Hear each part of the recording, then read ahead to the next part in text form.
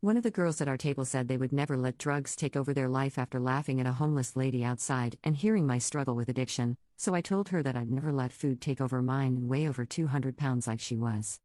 I know how it sounds, but hear me out. I, 25F, was at a dinner out with a group of 6 girls all around my age. I grew up with and am really close with 3 of the girls.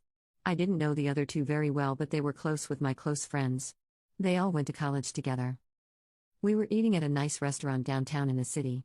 Our table was up against a window and a homeless woman approached the window and was obviously on something or mentally ill. She waved at us and was saying something we couldn't hear over the noise inside. Everyone just looked at each other, giggled, and ignored her. It was pretty chilly out and she looked cold. I got up and met her outside and handed her a couple of bucks and wished her well. When I got back to the table, one of the girls I didn't know that well, I'll call her Emily, said, "Who just lets drugs take over their life? I would just never let myself get like that." I was fuming. I paused and looked at her. For some backstory, Emily is the heaviest girl in the group. We are all different body types. I am not skinny, she is plus-sized. Also, I am a recovering drug addict. My brother was also an addict and experienced homelessness at some point. He passed away of an OD when I was 17. My family is full of addicts. I continued down that path, and addiction had me in its grips. My friends at the table went to college, I went to rehab and got sober. I said, "Yeah, exactly. I would never let myself get over 200 pounds, just put the fork down, am I right?" Everyone was silent. You could cut the tension with a knife. Emily looked at me clearly upset and explained how she had a thyroid issue and chronic fatigue syndrome, and for some people it's really hard to lose weight.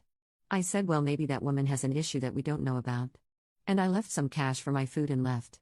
My friends I'm close to texted and said I was out of line and that Emily is super self-conscious. I feel bad for going low and hitting where it hurts, but I just wanted them to get some perspective. I don't think I owe Emily an apology before she apologizes. Am I a jerk here? Commenter 1. Your entire group sucked the moment you all laughed at an unhoused woman. Emily's comments were uncalled for, but yours were equally as bad if not worse because you did it solely despite her. Commenter 2. I totally get it. But you could have nicely corrected her by saying, "Well, we don't know what people are going through." Having empathy goes a long way rather than stooping just as low as her. Going after her body was pretty low.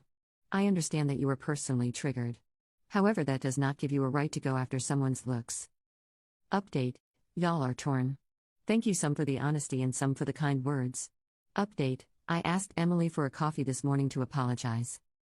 We met and I started off with saying I was sorry for making it personal and making a comment about her appearance, and I would be really hurt if someone did that to me. Then went in to explain how her comment about addiction being a choice is really uneducated and offensive. She said, "Thanks for apologizing, but my dad is an alcoholic and he chose alcohol over my mom and I. I would just never do that." I tried to explain to her that her dad got to a point where he didn't have a choice anymore, he had a disease. And he probably felt shame every day for it. And I'm sorry that you didn't get what you needed as a kid or now. He probably didn't either, and that's why he found a way to cope, just like I did. She said she understands now and why she copes with food sometimes. I gave her props because food addiction can be so challenging because you can't just stop eating, unlike drugs where you don't even have to be around them. We thanked each other. We shared more stories. We will remain friends and try to connect more. Thanks, folks. Commenter 1. Everyone in this story needs a lesson in empathy. Commenter 2. Apologizing and then immediately pivoting to invalidating is wild.